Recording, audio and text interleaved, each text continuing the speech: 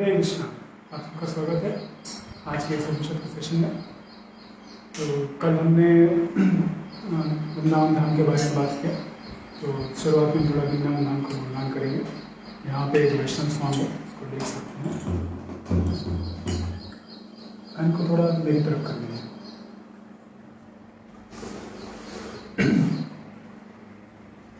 Down.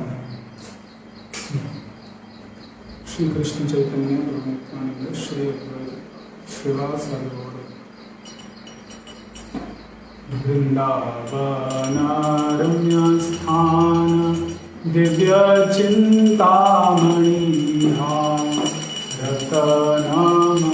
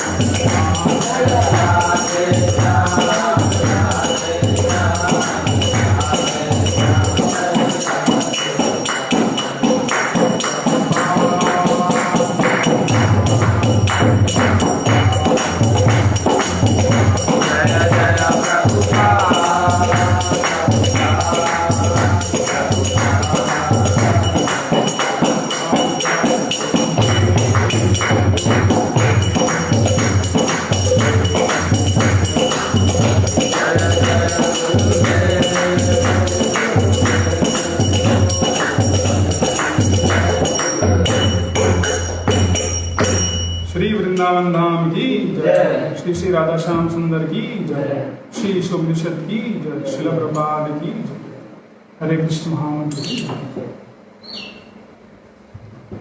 हरे कृष्ण, सबका स्वागत है आज के उपनिषद के सेशन में। मम ज्ञानतिमिरन्धस्य ज्ञानाञ्जनशलाकया चक्षुरुन्मिलितं येन तस्मै श्रीगुरुवे नमः। नमो विष्णुपदाय कृष्णप्रेष्ठाय भूतले श्रीमते भक्तिवेदान्तस्वामिनिति नामिने। नमस्ते सारस्वतीदेवे गौरवाणी प्रचारिणे निर्विशेष शून्यवादी पाश्चात्यदेशतारिणे। जय श्री कृष्ण चैतन्य प्रभु नित्यानंद श्री अद्वैत गदाधर श्रीवासादि गौर भक्तवृंद। हरे कृष्णा कृष्ण कृष्ण हरे हरे, हरे राम राम राम हरे हरे। कुछ तकनीकी खराबियों के कारण हमारा सेशन आज थोड़ा देर से शुरुआत हुआ। यहाँ पे इंटरनेट थोड़ा कमज़ोर है, इसलिए थोड़ा समय लगेगा, क्षमा करिएगा उसके लिए। तो ये जो वैष्णव गीत है इसके विषय में थोड़ा सा उसका हम लोग देखेंगे, ट्रांसलेशन जो है उसका अनुवाद। जैसे बता रहे हैं कि वृंदावन धाम का वर्णन हो रहा है, कैसे जो वृंदावन धाम है वह चिंतामणि से भरा है, पूरा चिंतामणि का बना हुआ है। चिंतामणि वो है कि आपकी जो भी इच्छाएं सब संपूर्ण पूर्ण होती हैं, आप जो भी इच्छा करेंगे आपको मिलेगा। तो चिंतामणि धाम है और वहाँ पे बहुत सारे रत्नों के बने हुए मंदिर और महल हैं। और वहाँ पे बहुत सुंदर जो हंस होते हैं वो क्या कर रहे हैं, वो यमुना के एकदम आध्यात्मिक जो वातावरण है और जल है उसमें वो खेल रहे हैं। और वहाँ पे क्या है, बहुत बड़ा सा एक क्या है, स्वर्ण कमल। तो आप अगर ये जो गुरुकुल आचार्य ट्रेनिंग का जो लोगो है उसमें आपने देखा होगा कि एक लोटस बना हुआ है, तो लोटस यहीं से आया है। वो लोटस के बारे में यहाँ बताया जा रहा है। क्या है उसमें, तार मध्य हेमपीठ, उस क्या कहते हैं लोटस में जो कमल का फूल है स्वर्णिम, उसमें एक बीचों बीच जो उसका होता है जगह पे, वहाँ पे बहुत बड़ा महल है जो कि स्वर्ण का बना है और उसके 8 पंखुड़ियाँ हैं। और उन सभी पंखुड़ियों पे 8 जो भगवान राधा श्याम सुंदर की जो सबसे अंतरंग पार्षद हैं, अष्टगोपियाँ हैं, परम श्रेष्ठ सखियाँ हैं, वो उनका स्थान वहाँ पे वो विराजते हैं। और उन 8 के बीचों बीच भगवान राधा श्याम सुंदर बैठे हैं एक रत्न जड़ित सिंहासन के ऊपर। तार मध्य रत्नासन है, दूसरी अच्छी हुई है। तो 2 लोग कौन है, राधा श्याम सुंदर, श्रीमती राधा रानी और भगवान श्याम सुंदर। और फिर वो जो उन दोनों की जो युगल जोड़ी है, राधा श्याम सुंदर का जो सुंदरता है वह बहुत क्या कहते हैं, बहुत सुंदर है। और वो एक दूसरे के साथ हास परिहास कर रहे हैं। और उससे क्या हो रहा है, अगल बगल जितने भी भक्त लोग हैं, आत्माएं, उनको अमृत प्रदान कर रहे हैं। तो नरोत्तम दास ठाकुर हमारे एक आचार्य हैं, वो प्रार्थना कर रहे हैं कि ये जो दिव्य लीलाएं हैं भगवान राधा श्याम सुंदर की, हमेशा मेरे हृदय में वह बनी रहे, स्फुरित होती रहे। तो कल हम जैसे बात कर रहे थे कि नाम रूप गुण और लीला, आखिर पे सबसे पहले भगवान नाम का साक्षात्कार होता है। जैसे हम अभी हरे कृष्ण नाम का जप कर रहे हैं, हरे कृष्ण कृष्ण कृष्ण हरे हरे, हरे राम राम राम हरे हरे। तो ये करने के बाद धीमे धीमे जब शुद्धिकरण होता है तो सबसे पहले भगवान का जो रूप है, राधा कृष्ण का, राधा रमन का, राधा श्याम सुंदर का, वो रूप हमको उसका दर्शन होता है। फिर और हम आगे भक्ति में बढ़ते हैं तो हमें उनके गुण पता चलते हैं कि वो कितने महान हैं, कितने दयालु हैं और कितने वो ऐश्वर्यवान है, सब पता चलता है उनके अनंत गुणों के बारे में। और फिर जैसे जैसे हम और आगे बढ़ते हैं तो हमें पता चलता है उनकी लीलाओं के बारे में, और उनकी लीलाओं में हम प्रवेश कर सकते हैं, उन लीलाओं को हम देख सकते हैं, सहायता कर सकते हैं। तो ये क्या है, पराकाष्ठा है भक्ति। तो उसी को यहाँ पे नरोत्तम ठाकुर ने ये अच्छे से वैष्णव गीत की प्रार्थना के रूप में लिखा है। हरे कृष्ण।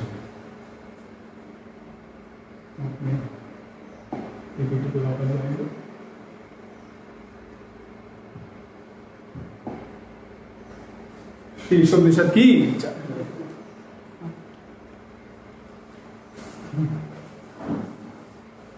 तो कल हमने देखा, नेक्स्ट ये हमारा सेक्शन चल रहा है 9 to 14। नेक्स्ट इसमें सब सेक्शन है हमारा। नेक्स्ट 9 to 11, 9 से 11वां श्लोक हम देख रहे हैं। 11वां श्लोक हमने शुरुआत किया, उसका दूसरा पार्ट लेंगे। नेक्स्ट तो कल हमने देखे कि 4 असली समस्याएं क्या हैं। समस्याएं तो बहुत हैं, हाँ भक्तों ने कल अच्छा जवाब दिया, मैं देख रहा था सारा कमेंट्स। तो 4 जो है असली प्रॉब्लम है। 4 असली प्रॉब्लम है जन्म मृत्यु जरा व्याधि। तो उसका असली प्रॉब्लम का कैरेक्टरिस्टिक्स होता है। किसी को याद है कल हमने 3 गुण बताए, किसी को याद है? आने वाला है, कोई नहीं चाहता है। कोई नहीं चाहता, सबसे पहले कोई नहीं चाहता। बहुत अच्छा। और ये हर किसी को सफर करना पड़ता है। हाँ, कोई भी उससे भाग नहीं सकता, बच नहीं सकता। ठीक है। तीसरा, इसको सॉल्व नहीं कर सकते। हाँ, जब वो हो जाए, वो समस्या आ जाए तो उसको हम हटा नहीं सकते। तो ये चारों जो है जन्म मृत्यु जरा व्याधि, कोई नहीं चाहता और फिर भी कोई बच नहीं पाता, और होने के बाद कुछ कोई वो कर भी नहीं सकता। भौतिक स्तर पे, आध्यात्मिक स्तर पे कर सकते हैं, इसलिए हम ये बता रहे हैं। अगर आध्यात्मिक स्तर पे नहीं कर सकते तो फिर क्यों बता रहे हैं? तो भगवान की शरणागति करनी है। माँ में प्रपद्यन्ते माया में काम करनी है, तब हम इसके पार जा सकते हैं। फिर हमने हिरण्यकशिपु का उदाहरण देखा, कैसे वो सबसे बड़ा भौतिकवादी व्यक्ति बन चुका था, ब्रह्मा जी के लेवल तक पहुंच गया था, फिर भी वो 1 सेकंड में उसका अंत हो गया।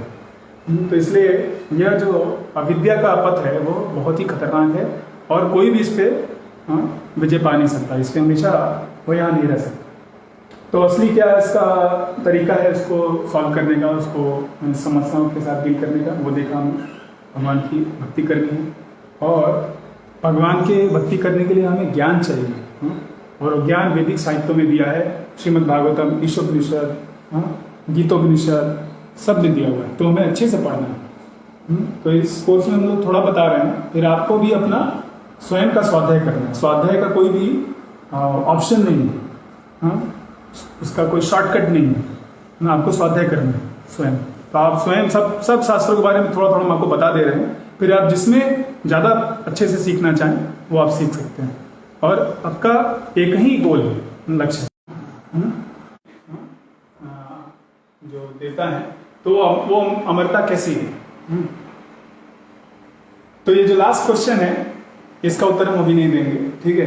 जब श्रीमद् भागवतम आएगा, वो समुद्र मंथन आएगा लीला, तब आपको अच्छे से समझ में आएगा, ठीक है। तो तब तक के लिए इस रहस्य को हम रखेंगे, और आप भी आएंगे, वरना अभी बता देंगे तो वहाँ नहीं आएंगे।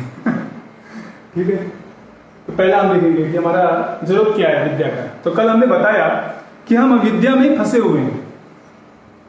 जीव के ऊपर अविद्या का एक क्या कहते हैं, ब्रह्मा जी ने जब बनाया सबसे पहले, तो अविद्या का उन्होंने 5 लेयर बनाए। ये भी भागवतम के 2 स्कंद में आएगा कि कैसे जीव जो है वह भगवान का पार्षद है, भगवत धाम से आए, तो इस भौतिक जगत में वो कार्य करने के लिए इच्छुक नहीं रहता है, तो उसको ढका जाता है, उसके ऊपर आवरण बनाया जाता है। तो ऐसा ही है कि जब पहले तो थिएटर में लोग जाते थे मूवी देखने के लिए, तो पहली चीज क्या करते हैं वहां पे, पॉपकॉर्न। ठीक है, पॉपकॉर्न आपने खरीद लिया और आप बैठ गए आपकी सीट पे, उसके बाद क्या करें, लाइट ऑफ करना है। हाँ, लाइट्स ऑफ।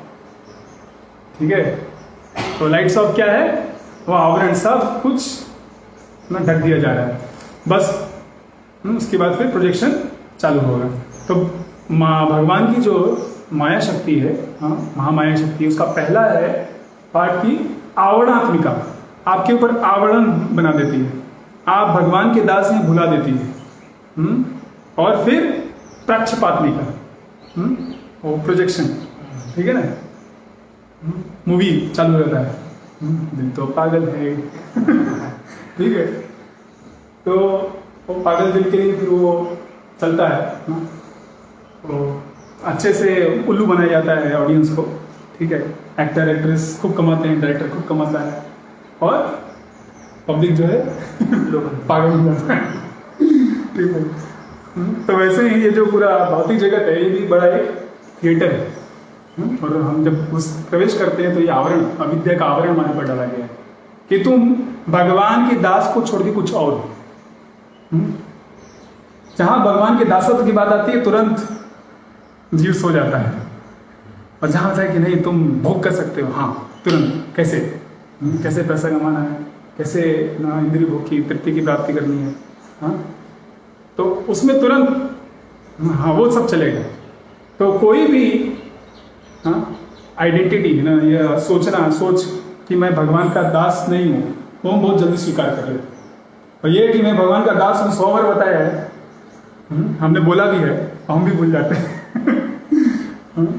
तो ये साधना भक्ति का स्टेज है हम लोग का, हम साधना कर रहे हैं और करते करते शुद्धिकरण होगा तो ये अविद्या का आवरण हटेगा। लेकिन हमें पता चलना चाहिए कि अविद्या है क्या और विद्या क्या है, हाँ तो वो चूज कर सकते हैं। ठीक है, जैसे आप रास्ते में जा रहे हैं और वहाँ पे क्या है, उस रास्ते पे बहुत सारे गड्ढे हैं या शीशे फूटे हुए पड़े हुए हैं, तो आप उसके ऊपर नहीं चढ़ेंगे। पैदल जा रहे हैं मान लीजिए आप, तो आप क्या करेंगे, जहाँ नहीं है वहाँ से होके जाएंगे। ठीक है, नहीं तो रास्ता बदल देंगे। लेकिन आँख मुदा हुआ है, अंधा व्यक्ति है, कोई तो मुझे रास्ता दिखा दे, तो विद्या के कारण वैसे हो गए। ठीक है, कहीं भी जा रहे हैं, किधर भी जा रहे हैं। तो इसलिए ये पता चलना चाहिए कि ये अविद्या है और यह विद्या है कि तुम भगवान के दास हो, भगवान तुम्हें प्रेम करते हैं, भगवान की तुम सेवा करो, उसी में प्रसन्न रहो, जो इच्छाएं सब संपूर्ण होंगी इनके साथ रहें। और ये जो है इससे तुम्हारा ही घाटा हो रहा है। नते विदु स्वार्थ गति विष्णु दुरा, ये बहिरर्थ मानी।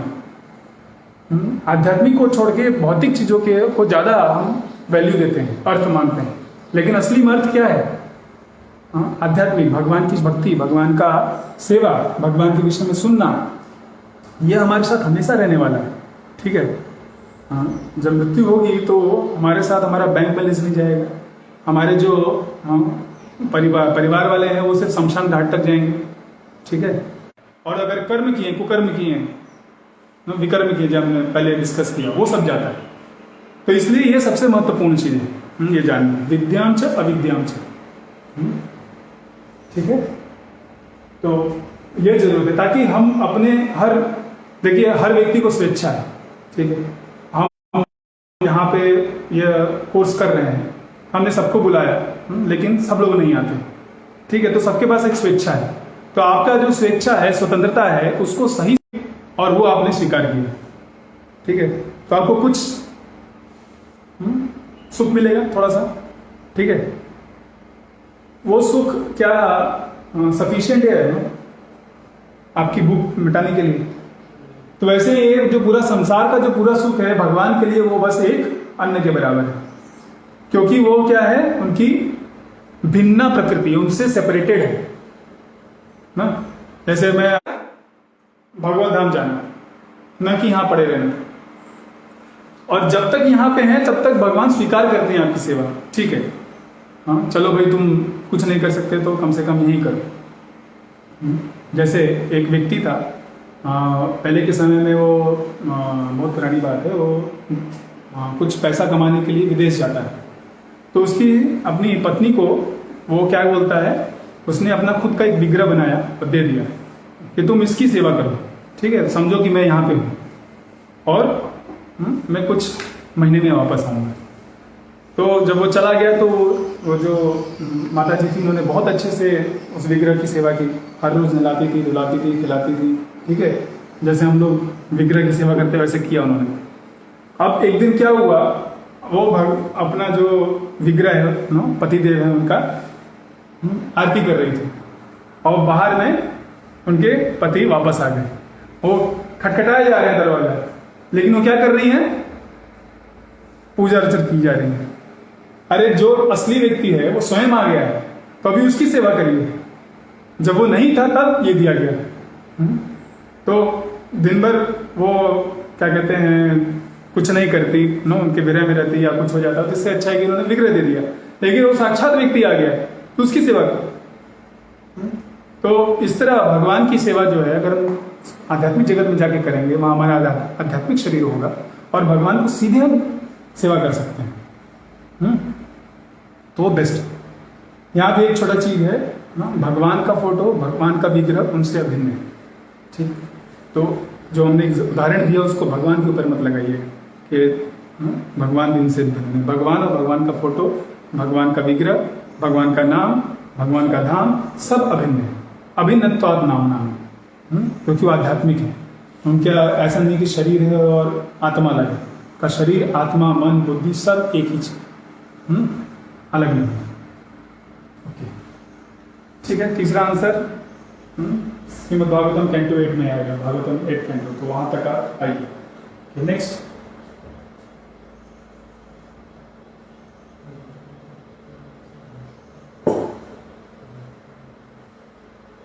ओके, तो ये मंत्र क्या रहा है, कल हमने इसका ऑलरेडी उच्चारण कर दिया। नेक्स्ट, तो वही व्यक्ति जो अविद्या और विद्या के पथ को जानेगा, साइड बाय साइड ना, एक ना, जैसे हमने देखा कल रेलवे का ट्रैक दोनों रहता है साथ, ऐसा नहीं सिर्फ एक ही ट्रैक। सिर्फ अविद्या पर रहेंगे तो भी आपका वो ट्रेन गिर जाएगा, सिर्फ विद्या पर रहेंगे तब भी ट्रेन गिर जाएगा, क्योंकि आपको पता नहीं कि गलत चीज क्या है, और दोनों को साथ साथ कल्टीवेट करना है। तब आपका जो आध्यात्मिक जीवन है वह आपके गंतव्य स्थान भगवत धाम तक जाएगा। वही व्यक्ति क्या कर पाएगा, इस बार बार जन्म मृत्यु का जो चक्र है उससे निकल जाएगा और अमरता को प्राप्त करेगा, असली अमरता को प्राप्त करेगा। ओके, नेक्स्ट, थोड़ा हम रिवाइज कर रहे हैं कल का कंटिन्यूटी के लिए। तो हमने ऑलरेडी देखा ये जो संसार है, अलग अलग चीज़ें हो रही है संसार में जो कि हमको नहीं रहने देती हैं। पिछले साल एक देश है शायद लेबनान में 27,000 किलो टन का डायनामाइट या कुछ था ना, विस्फोटक सामग्री, और ब्लास्ट हो गई। ठीक है, तो ये सब चीज़ें हो रही है संसार में।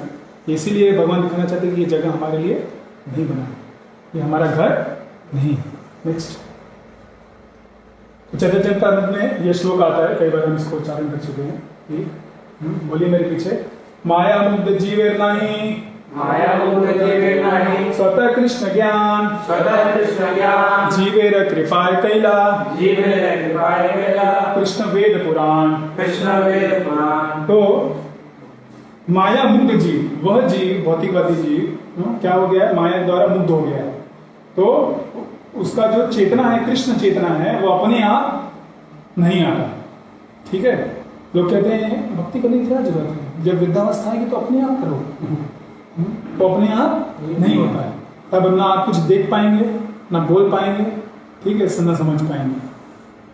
तो यह वृद्धावस्था के लिए वेट नहीं करना, इंतजार नहीं करना है। प्रहलाद महाराज बोलते हैं कि 5 साल की उम्र से चालू करना, कौमारम आचरित प्राज्ञो धर्मान भागवतान, दुर्लभम मानुषम जन्म तदपि ध्रुवम अर्थदम। ये भागवत धर्म कब से करो, 5 साल की उम्र से। और उन्होंने स्वयं जो है अपनी माता के गर्भ से चालू किया, तो उनको एक्स्ट्रा 5 साल दिया उन्होंने। ठीक है, 5 साल तक चलता है, लेकिन कम से कम 5 साल के बाद चलो। नहीं हुआ तो जब भी आए तब से शुरुआत करो, जितना जल्दी हो सके शुरुआत करो, क्योंकि अपने से कृष्ण ज्ञान नहीं होता। इसलिए क्या किया कृष्ण ने, बहुत ही प्रेम पूर्वक ना उनको करुणा सिंधु बोलते हैं। वो ऐसा सागर है करुणा के कि जिसका कोई छोर नहीं, जिसका कि कोई अंत नहीं। उन्होंने क्या किया, कृपा पूर्वक वेद पुराण दिए हैं, जिससे कि हम उनके विषय में जान सकें और इस भाव सागर से निकल सकें। और मूर्ख लोग उसी वेद, उसी पुराण का निंदा करते हैं, उसके ऊपर पुस्तक लिखते हैं।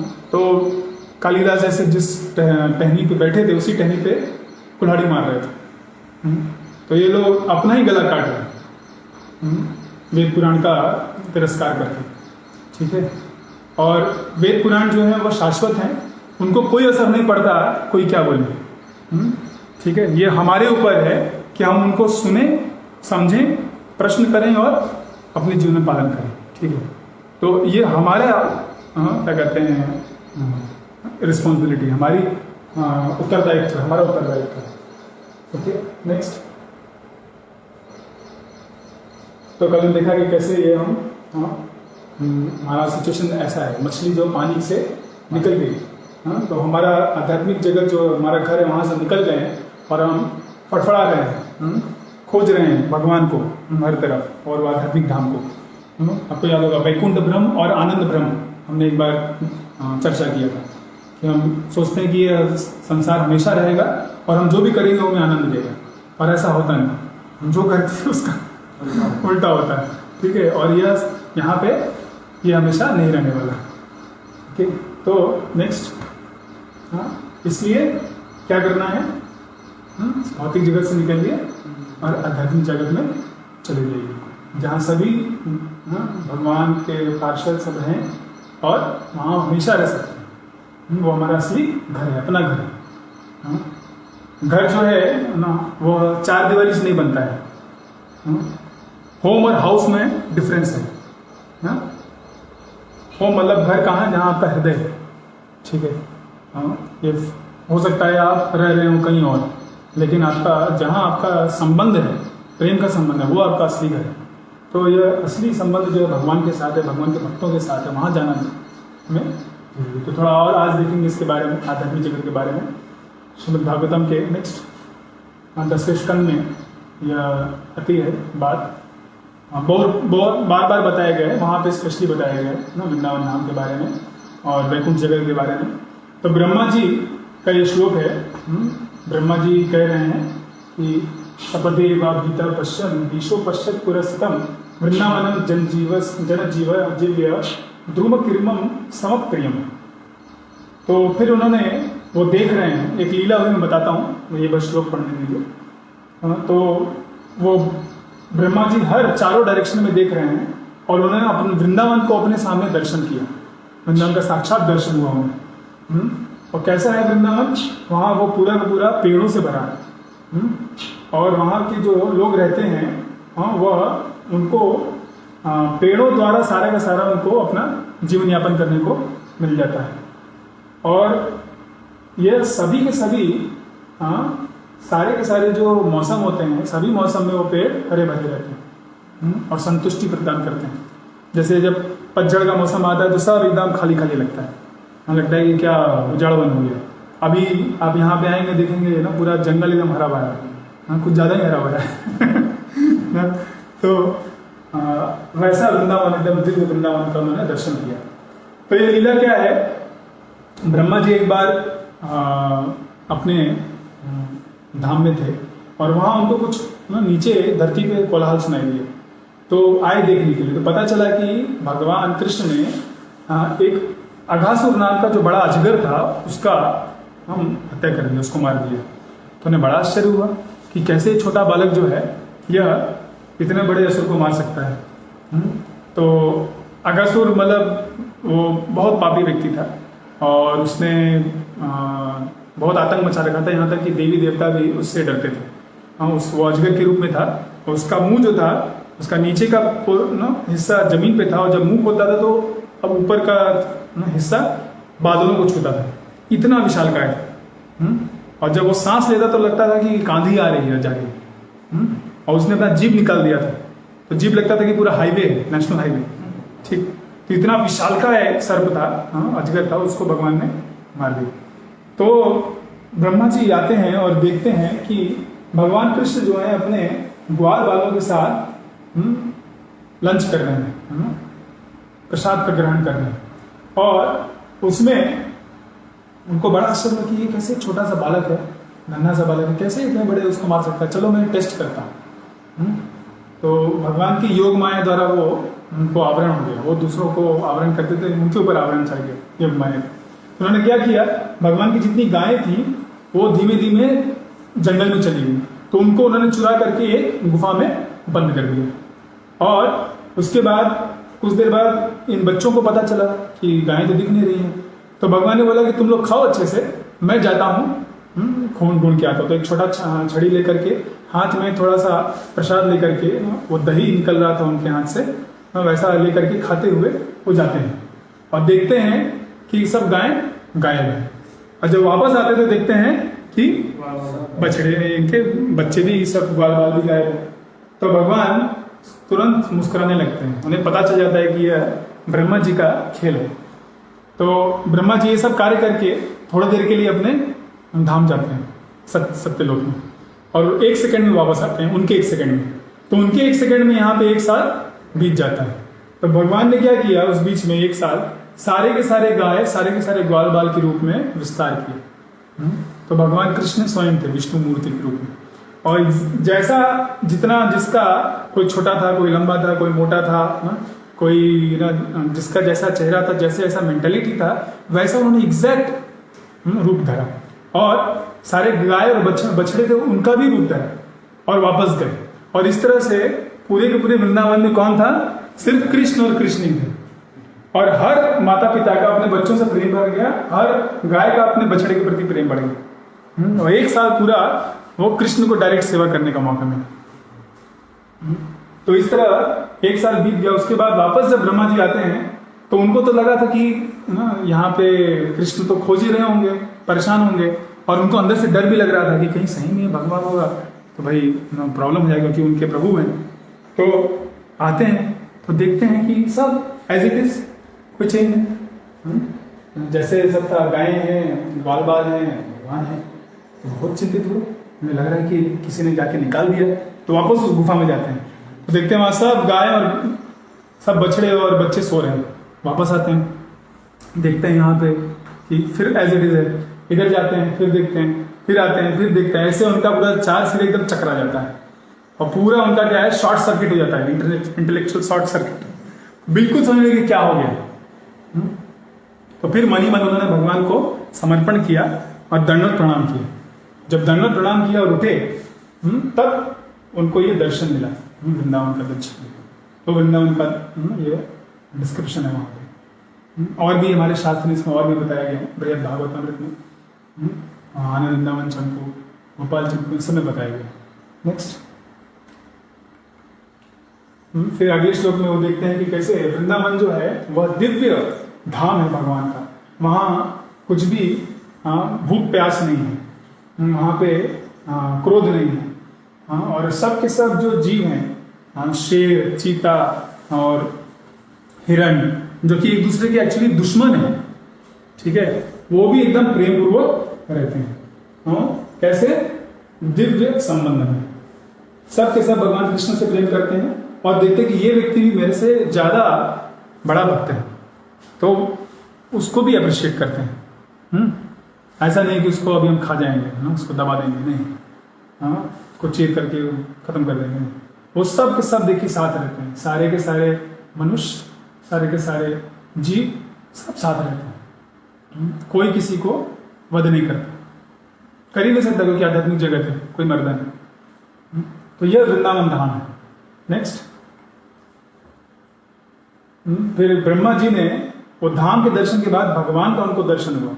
वहीं द्विभुज स्वरूप, एक हाथ में थोड़ा सा देखिए, यहाँ पे हाथ में वह थोड़ा प्रसाद लिए हुए हैं, दही वगैरह है, उसमें से फल निकल रहा है और खा रहे हैं, और बालक रूप में वो लीला कर रहे हैं। तो वो उन्होंने देखा कि भगवान को देखा, वन विदाउट अ सेकेंड, जिनका कि कोई और व्यक्ति नहीं है उनके जैसा। वो पोसेसेस फुल नॉलेज अनलिमिटेड, जो कि संपूर्ण ज्ञान है उनके पास और असीमित व्यक्ति है स्वयं। वो क्या कर रहे हैं, वो एक ग्वाले के बच्चे का रूप धर करके आराम बच्चों आम व्यक्ति की तरह यहाँ वहां घूम रहे हैं, अकेले खड़े हैं, और पहले की तरह जैसे एक साल पहले उन्होंने देखा था वैसे ही थे। और क्या कर रहे हैं, अपने गायों और बछड़ों को, अपने बछड़ों और ग्वाल बालों को ढूंढ रहे हैं। तो यह कपट मानुषम, एक कपट लीला कर रहे हैं। तो दिख रहा है क्या और एक्चुअली क्या है। तो उनको फिर बाद में उन्होंने दर्शन दिया कि सभी के सभी जो ग्वाल बाल थे वो भगवान ही थे, चतुर विष्णु मूर्ति का दर्शन मिलता है उनको।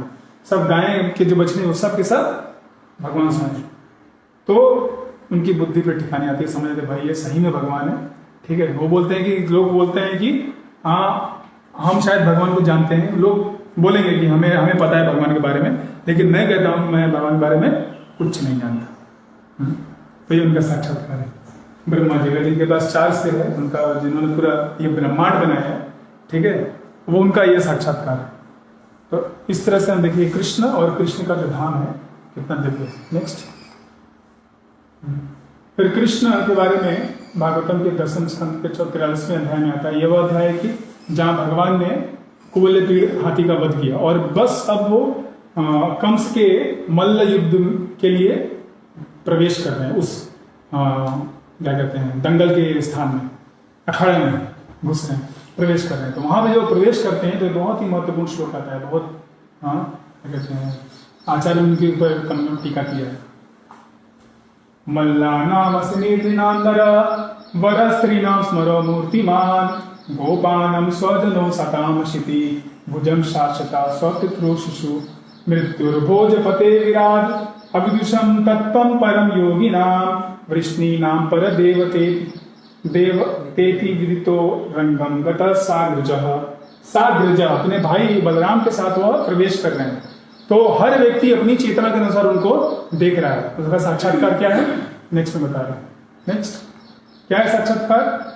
अलग अलग ग्रुप के जो लोग हैं वो कृष्ण को अलग अलग तरीके से देखते हैं। हमने बताया था ना, ये यथामा प्रपद्यन्ते, आपका जो अंदर का भाव है वैसा भगवान आपको रिवील करेंगे अपने आप को।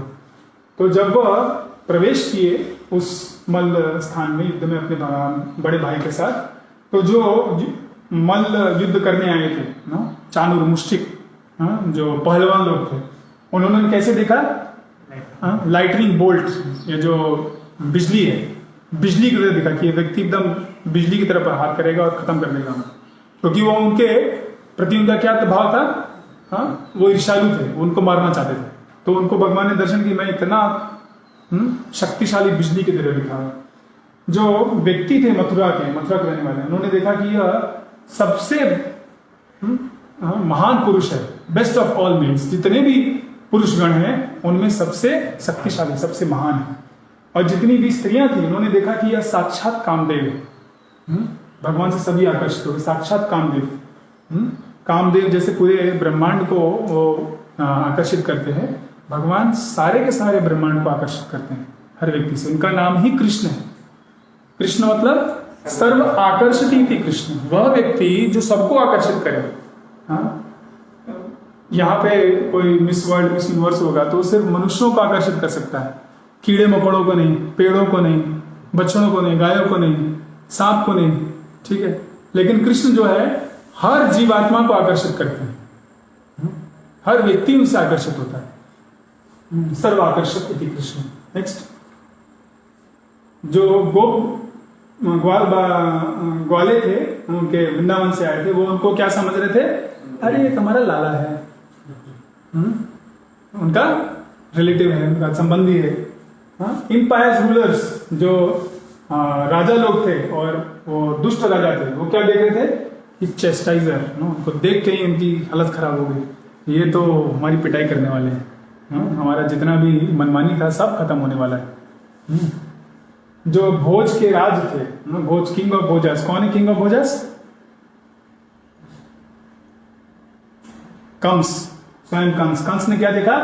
साक्षात मृत्यु, जिससे भागने का उसने प्रयास किया, जिसके लिए अपनी बहन के 6 बच्चों को मार डाला, और जिसके लिए उसने इतना सारा असुरों को भेजा वृंदावन में, लेकिन फिर भी नहीं मरा। अब वो साक्षात मृत्यु रूप में उसके सामने आ गया। और जो मूर्ख लोग थे वो देखे कि ये भगवान का क्या है? विराट रूप है, विश्व रूप है। और जो योगी लोग हैं जानते ही है कौन है? परम सत्य, जिसके ऊपर ओम करके मेडिटेट करते रहते हैं, वो स्वयं साक्षात आ गए। और जो वृष्णि थे, वृष्णि मतलब जो यदुकुल के लोग हैं, उन्होंने देखा कि ये कौन है? उनके वर्शिपेबल डीटी है, उनके पूज्य भगवान स्वयं है, जिनकी वो पूजा करते, इष्ट देव स्वयं है। तो इस तरह से एक कृष्ण, लेकिन हर व्यक्ति उनको अपनी अपनी चेतना के अनुसार देखता। तो कृष्ण में प्रॉब्लम नहीं है। अगर हम कुछ कृष्ण में प्रॉब्लम देख रहे हैं तो प्रॉब्लम किधर है? हमारी चेतना में। हमारी चेतना उनकी सेवा करने की नहीं है। यहाँ देखिए एक ही है, लेकिन अलग अलग लोग देख, कोई डेथ की तरह देख रहा है, कोई उनको अपना संबंधी देख रहा है। तो इसलिए चेतना को शुद्ध करना सबसे महत्वपूर्ण है। प्रभुपाद जी ने हमारे सोसाइटी का नाम क्या रखा है? कृष्णा कृष्णा कृष्णा कृष्णा एक्टिविटीज नहीं, कृष्णा क्या कहते हैं, फंड कलेक्शन नहीं, कृष्णा बुक डिस्ट्रीब्यूशन नहीं, कृष्णा कॉन्शियसनेस सबसे महत्वपूर्ण है। कृष्ण कॉन्शियसनेस, आपको कृष्ण चेतना प्राप्त हो, हमेशा कृष्ण भावना भावित रहे। भक्ति रसायन सिंधु में आपको बताया सबसे महत्वपूर्ण क्या है? हमेशा भगवान को याद करना। सततम स्मर्तव्य विष्णु विस्मर्तव्य न जातु ना, ये सबसे महत्वपूर्ण रूल है। बाकी सारे जो नियम कानून है इसीलिए है कि आप हमेशा भगवान को याद कर सकें। तो ये जो कार्य है ना, आपका नाम जप करना, बुक डिस्ट्रीब्यूट करना, मंदिर बनाना, फंड कलेक्ट करना, ये सब माध्यम है। इसको बात को ठीक हम समझा देते हैं अच्छे से।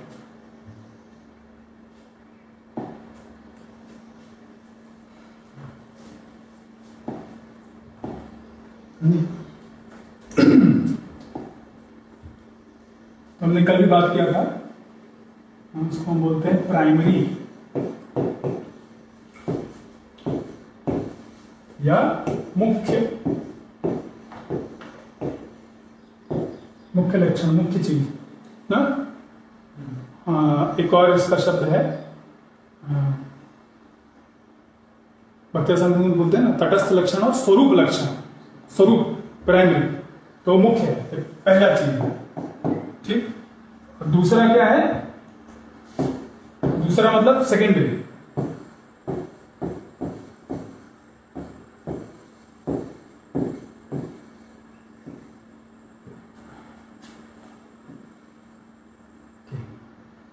इसको बोलते हैं गौण,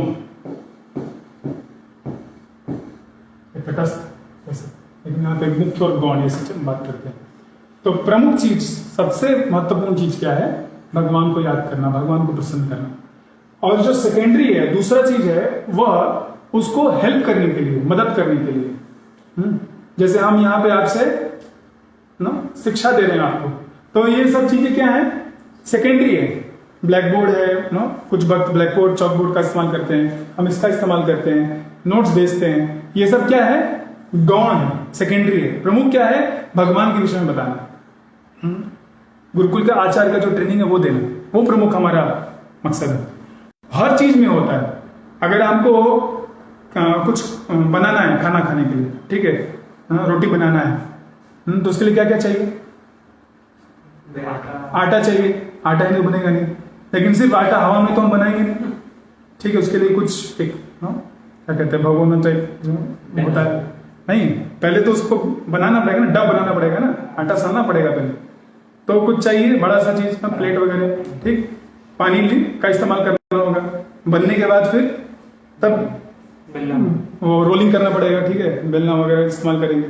फिर उसके बाद गैस चाहिए, या तो लकड़ी का चूल्हा या कोयले का चूल्हा या एलपीजी सिलेंडर कुछ चाहिए, ठीक है।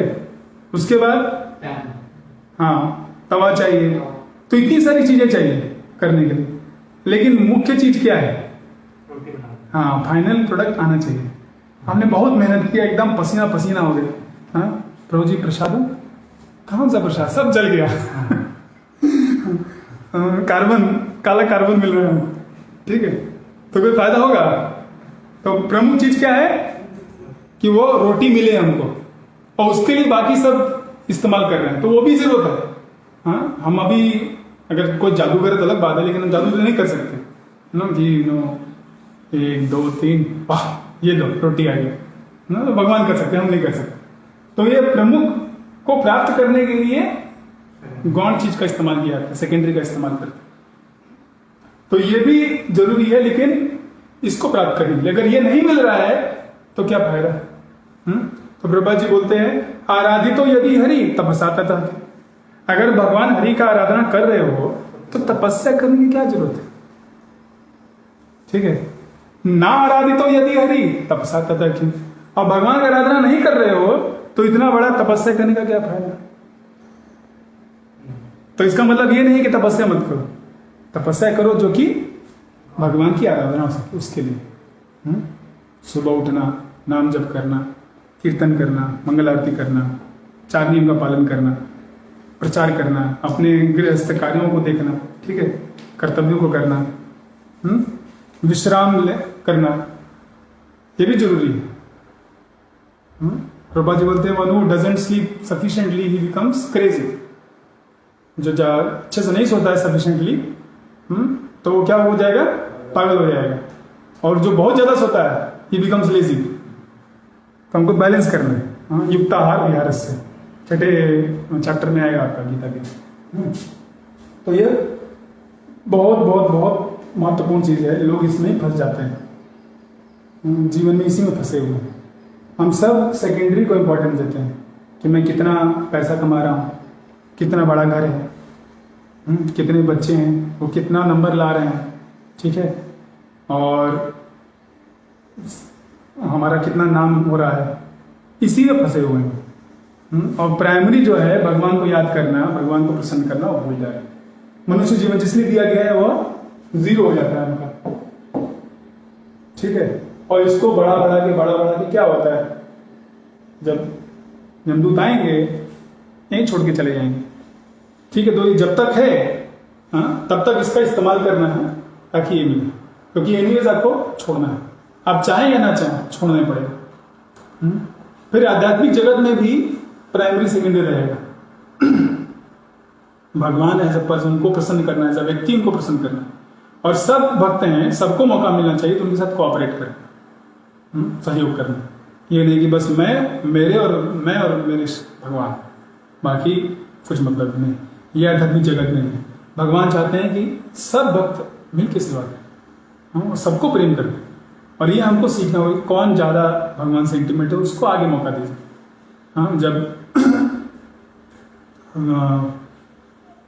वैकुंठ जगत में भौरा है जो भगवान के पैरों के पास आके भगवान की माला सूंघ करके एकदम मदमस्त हो जाता है, और वो गाने लगता है, भगवान का गुणगान करने लगता है, और वह जाता है जंगल में। तो जितने उससे भी ज़्यादा अच्छा गाने वाले, सुरीला गाने वाले जो होती है ना, कोयल और अलग अलग चिड़िया, सब चुप हो जाते हैं, सब शांत हो जाते हैं। क्यों? क्योंकि ये भगवान का प्रिय पार्षद आ गए और भगवान का गुणगान कर रहे हैं। तो यह प्रमुख चीज को हमें इसका देखना है। हम अपने लाइफ में देखें क्या इंपॉर्टेंट, और हम नहीं कर पा रहे हैं तो धीमे धीमे स्टेप लीजिए। कम से कम 10 मिनट 20 मिनट भगवान को आप प्रोमिनेंस दीजिए, और बाकी जो आप करने करते रहिए। तो उससे देखेंगे धीमे धीमे धीमे धीमे धीमे सब चीजें लाइन में हो जाएंगी। प्रमुख गौण को कम नहीं करना है, उसमें कृष्ण को लाना है, कुछ छोड़ना नहीं है, सब जोड़ना है भगवान से।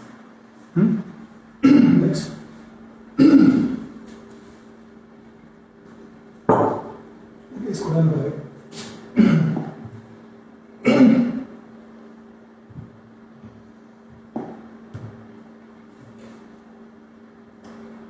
तो ये देखिए, कृष्णा भूलिया सही जी, प्राइमरी को भूल गया, और अनादि बहिर्मुख, और हमेशा क्या है, भगवान से दूर देख रहा है। अतः माया तारे दे संसार दुख, इसलिए क्या है, माया हमको दुख दे रही है, त्रिताप दे रही है। माया देवी के हाथ में क्या है, त्रिशूल, और वह हर जीवात्मा के पेट में मार रही है। भाग जाओ यहाँ से, भाग जाओ यहाँ से, भाग जाओ यहाँ से, भाग यहाँ से, जरूरत नहीं तुम्हारी यहाँ पे, ठीक है। आदि दैविक, आदि भौतिक, आध्यात्मिक क्लेश, ठीक है। लेकिन फिर भी हम क्या बोलते हैं, माँ, उसी माँ का हम लोग पूजा करते हैं। माँ बोल रही है, अरे मत रहो यहाँ पे। पूजा करना गलत नहीं है, लेकिन वो पूजा किस लिए, हमको जन्म दे, धनम दे, वो सब मांग रहे हैं।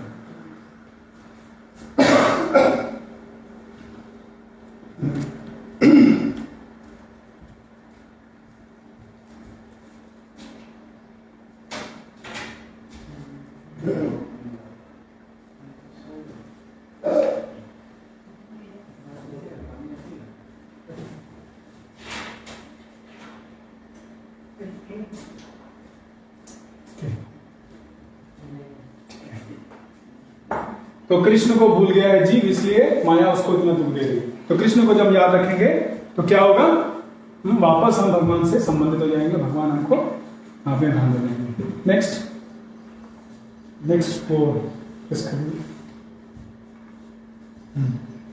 तो भगवान अपने धाम से आते हैं, हाँ, अपने स्वयं आते हैं, अपने भक्तों को भेजते हैं, किस लिए, ताकि यह जो सिद्धांत है, ये जो संबंध ज्ञान है, हाँ, यह सबको मिल सके। और इससे क्या होगा, आप भगवान के धाम जा सकते हैं। हाँ, इस तरह वह सभी जीवों के ऊपर कृपा कर रहे हैं। तो यहाँ पे देखिए, छोटे में बता रहे हैं। नेक्स्ट में जाइए, तो नेक्स्ट, ओके। सभी जो जीवात्मा है वो भगवान के क्या हैं, प्रिय पुत्र हैं, हम उनके अंश हैं। और भगवान इज बहुत दुखी हैं, मोर सॉरी हमसे ज़्यादा वो दुखी हैं। क्या? क्योंकि वो हमको देख रहे हैं कि हम बार बार इस जन्म मृत्यु के जरा व्याधि के चक्कर में फंसे हुए हैं और इतना सारा पीड़ा और व्यथा हम सह रहे हैं। तो ये किस लिए हो रहा है? क्योंकि हम प्रमुख को भूल गए, गौण में फंस गए। तो भगवान हमसे ज़्यादा चाहते हैं कि हमारा उद्धार हो जाए। जो माता पिता है वो हर बच्चे का भला चाहते हैं, भले ही बच्चा सोचे कि मैं ज़्यादा जानता हूँ, लेकिन माता पिता हमेशा चाहते हैं कि उसका भला ही हो। नेक्स्ट ये जो डायग्राम है थोड़ा समझाएंगे। तो ये नीचे जो है ये ब्रह्मांड हमारा भौतिक जगत है और ये ऊपर वाला क्या है ना, वैकुंठ जगत है। इसमें सबसे ऊंचा धाम देखिए, ये वृंदावन धाम है, गोलोक वृंदावन धाम। यहाँ पे अष्ट वो जो हमने बताया ना, तार मध्य रत्नासन है, अष्टदल, वो सब, वो पूरा वृंदावन धाम जो है एक कमल के फूल की तरह है। उसका सेंट्रल पार्ट जो है वो भगवान राधा कृष्ण, राधा श्याम सुंदर हैं, और उनके चारों तरफ फिर बाकी इनके प्रमुख जो भक्त हैं वो हैं, और फिर बाकी सब है। ठीक, तो ये जो धाम है इसको बोलते हैं, यह 50% से भी ज्यादा है आध्यात्मिक जगत का। ये पूरा 100% है, तो उसका 1/4 अब देखिए, 1/4 नीचे हमने कर दिया, 1/4 नीचे, ये एक पाद विभूत, और ये क्या है 3/4 ऊपर। ठीक है, पूरा का पूरा आध्यात्मिक जगत है। और उस 3/4 का भी 50% जो है उससे ज्यादा सिर्फ और सिर्फ वृंदावन ब्रज प्लैनेट है। तो यह सबसे विस्तृत धाम। फिर उसके बाद आता है नीचे में मथुरा धाम, मथुरा के नीचे फिर द्वारका धाम। तो ये कृष्ण लोक, इतना 3 पार्ट है कृष्ण लोक का, जहाँ कृष्ण की पूजा होती है, सेवा होती है। गोलोक वृंदावन और मथुरा धाम और द्वारका धाम। फिर उसके नीचे साकेत धाम है, भगवान राम का धाम है।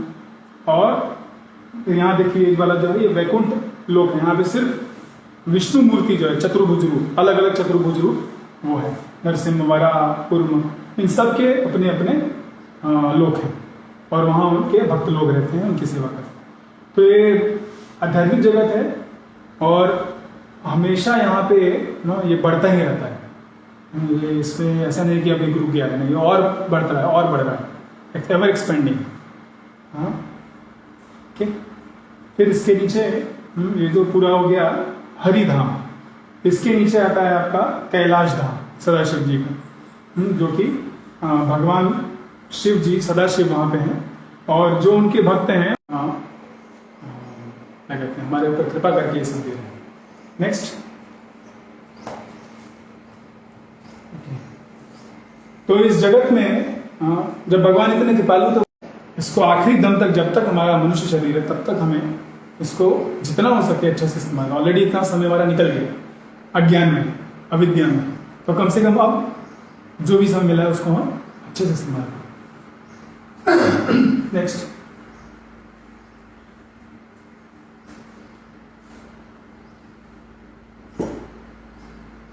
आपको बिजली की आवश्यकता है, बिजली पैदा करिए, जाइए बड़ा बड़ा थर्मल पावर स्टेशन बनाइए, वो बनाइए।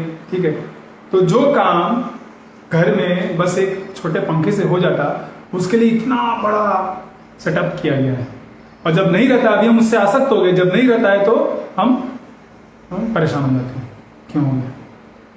तो यह अविद्या का पथ है। हम नहीं कह रहे कि आप इसको इस्तेमाल करना छोड़ दीजिए, अब बस उसमें भगवान को जोड़िए।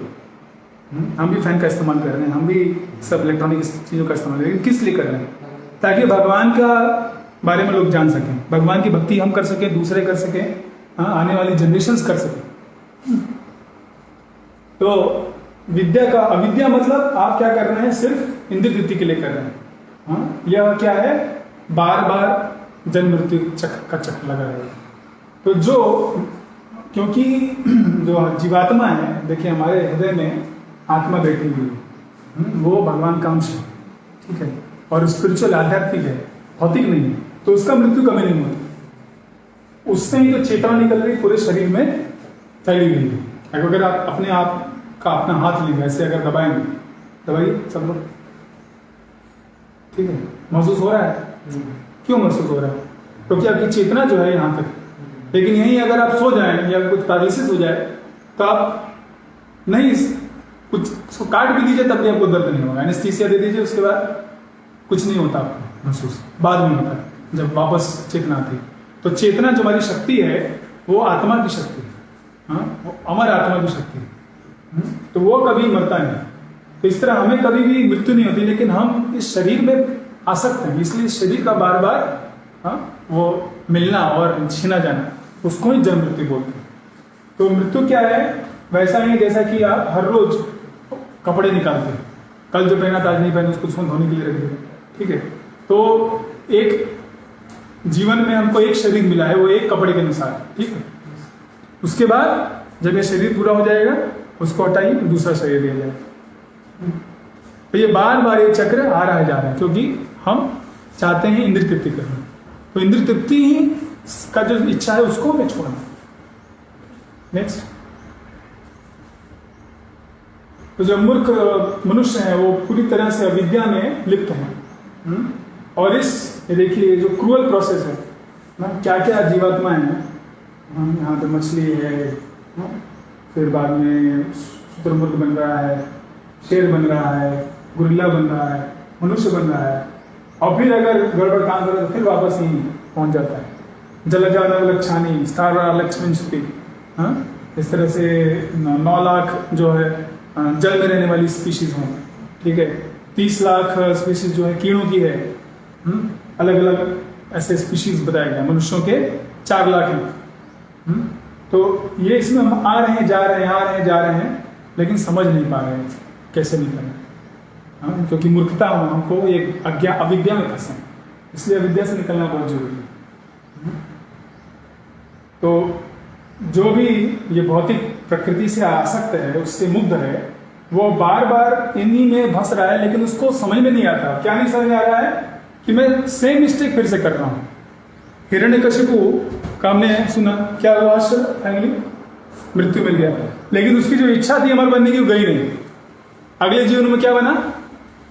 रावण। रावण बन गया, फिर वही काम चालू किया उसने, फिर तपस्या चालू किया। इस बार शिव जी की तपस्या किया, बस इतना डिफरेंस था। लेकिन फाइनली फिर उसको भगवान राम ने मार दिया। फिर अगली बार आया, फिर वही चालू, फिर शिशुपाल, फिर भगवान कृष्ण को गालियां देना 999 बार, ठीक है। तो बार बार बार बार बार बार वही मिस्टेक हो रहा है। कंप्यूटर में होता है रिकर्सिव लूप। तो इस रिकर्सिव लूप से बाहर निकलना, वरना हम अपने ही फिर ये जब इसमें जाएंगे पता नहीं कब मनुष्य बन के आएंगे, और तब तक ये जो चैतन्य महाप्रभु का स्पेशल टाइम है वो निकल जाएगा। नेक्स्ट, तो इसलिए हमें विद्या को कल्टीवेट करना चाहिए, और जो भौतिक इंद्रिय तृप्ति है, अनरिस्ट्रिक्टेड सेंस एंजॉयमेंट जो है, उससे क्या हो रहा है? अज्ञान हो रहा है, मृत्यु हो रही है, वो हमें छोड़ना। नेक्स्ट, तो देखिए भगवान का सेवा कर रहा है व्यक्ति, उसको आध्यात्मिक ये उसकी भी आध्यात्मिक इंद्रियां हैं। ऐसा नहीं कि बहुत आध्यात्मिक जगत में इंद्रियां नहीं रहती, हमारी इंद्रियां रहती हैं। हमारी जो अभी की इंद्रियां हैं वो क्या है? वो रिफ्लेक्शन है उस स्पिरिचुअल आध्यात्मिक इंद्रियों की। गीता के 16वें अध्याय में बताया गया है कि ऊर्ध्वमूलम अधः शाखा, कि ऐसा एक पेड़ है जिसका कि जड़ ऊपर है और शाखा नीचे है। तो ये कोई है ऐसा पेड़ कहीं देखा है? कहाँ देखा? हाँ, तालाब में देखा है, आप लोग जानते हैं।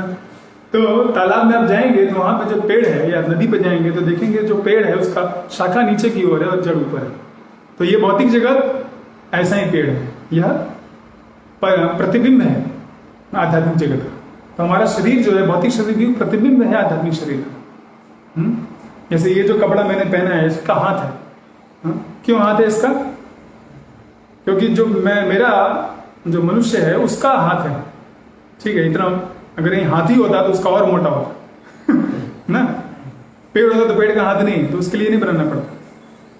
तो ये जो बनाया गया है कपड़ा इस शरीर के अनुसार है, उसी तरह ये जो शरीर है वो आध्यात्मिक शरीर के ऊपर का आवरण है।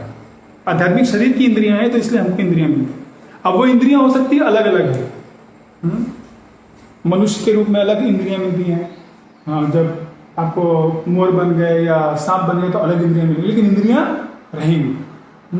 तो ऐसा नहीं सोचना कि आध्यात्मिक इंद्रियां नहीं रहती। ये मायावादी लोग बोलते हैं कि नहीं, आपकी आध्यात्मिक इंद्रियां नहीं रहती। जब आप एकदम महान बन जाएंगे, हाँ, पूरा आपको साक्षात्कार हो जाएगा, तो सब कुछ एक हो जाएगा, ठीक है, आप विलीन हो जाएंगे। तो वो अपना आध्यात्मिक सुसाइड कर रहे हैं, आत्महत्या कर रहे हैं। हमारा आध्यात्मिक का समाप्ति कभी नहीं हो सकता, भौतिक शरीर का समाप्ति हो। तो हमारी जो इंद्रियां हैं, हाँ, उनको भगवान की सेवा में इस्तेमाल कर सकते हैं। जैसे ये यहाँ पे अच्छा माला बना करके भगवान को अर्पण कर रहा है, कृष्ण को अर्पण कर रहा है, और भगवान उसको स्वीकार कर रहे हैं। तो ये माली जो है, हाँ, ये मथुरा में था। जब भगवान प्रवेश करते हैं मथुरा में, तो वहाँ पे ये माला बनाता था कंस के लिए, लेकिन भगवान को देख के वो माला बना के भगवान को अर्पण कर दिया। तो भगवान ने बोला, तुम जब तक रहोगे इस दुनिया में तब तक तुम्हें समस्त भौतिक सुख मिलेंगे, और मृत्यु के बाद तुम मेरे धाम आ जाओगे। तो अपनी ये जो बैड बार्गेन है, ये एक खराब सौदा है। हाँ, भौतिक शरीर होना खराब चीज है, लेकिन उसको आप अच्छा बिजनेस करिए। क्या बिजनेस करिए? इस भौतिक शरीर के द्वारा कृष्ण की सेवा करिए। कृष्ण के भक्त, कृष्ण के मिशन के लिए जो गुरुकुल आचार्य ट्रेनिंग इसीलिए कि आप स्वयं को अभी उद्धार करें और दूसरों का उद्धार करें। वरना इस दुनिया के लोग जो है, एक तो जो महामारी है उसके कारण जा रहे हैं, वरना टेंशन के कारण लोग आत्महत्या कर रहे हैं। तो यह आप स्वयं को बचाइए और दूसरों को मदद करिए, ताकि वह भी आगे बढ़ सके, वरना वो अधोगति में जाएंगे। नेक्स्ट। तो असली जो इंद्रिय तृप्ति है वो सिर्फ तभी हो पाएगा जब हमारा भौतिक यह आवरण हट जाएगा। जैसे कि एक पेशेंट है, पेशेंट को जब वो रोग हो जाता है तो वह सुख का अनुभूति नहीं कर सकता है, ठीक है। पैर में दर्द हो रहा है, हार्ट में दर्द हो रहा है, हेडेक हो रहा है, ठीक है, तो आपको उसमें कोई आनंद नहीं मिलेगा। तो वो कैसा है?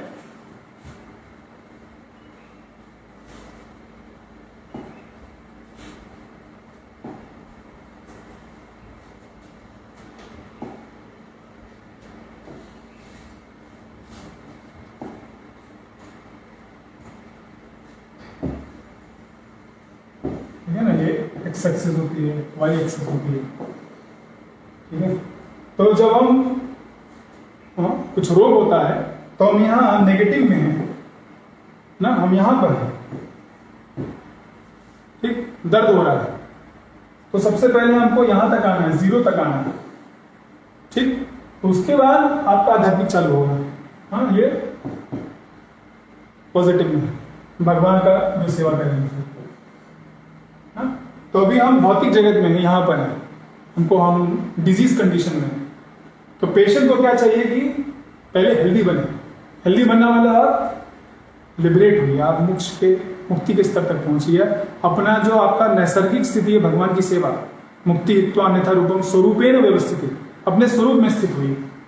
और फिर वहां पे आपको जब आपका स्वरूप पता चलेगा कि मैं भगवान का दास हूँ, या मैं भगवान का मित्र हूँ, या मैं भगवान का पिता माता हूँ, तो फिर उसके बाद आप वो सेवा कर सकते हैं। लेकिन यहाँ पे वो सेवा अभी अवेलेबल नहीं। तो अभी आप जहां हैं, यहाँ पे क्या है? आपका ब्राह्मण, क्षत्रिय, वैश्य, शूद्र, ये 4 नेचर। इस तरह से आप सेवा करिए। तो यह आपका धीमे धीमे क्या करेगा, जो ये है क्या कहते हैं तापमान है, उसको सही करेगा, आपको शक्ति देगा, और तब आप सुख प्राप्त कर सकते हैं।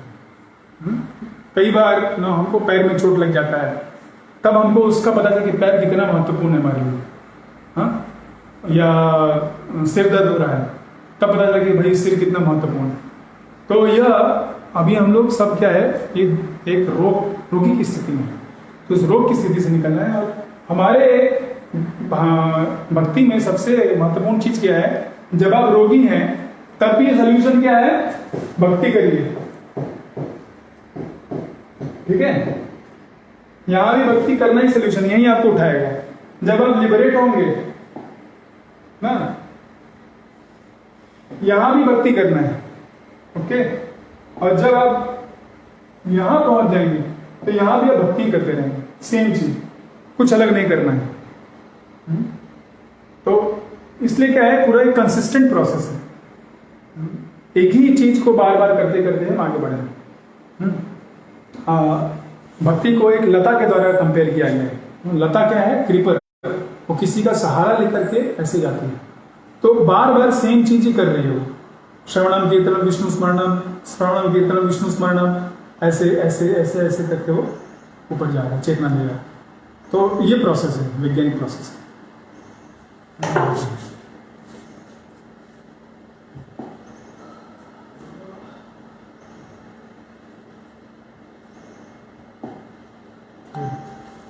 नेक्स्ट, तो भौतिक जो हमारा रोग है वो क्या है, हमारा तापमान जो है वो बढ़ गया, तापमान को वापस 98.4 पे लाना है।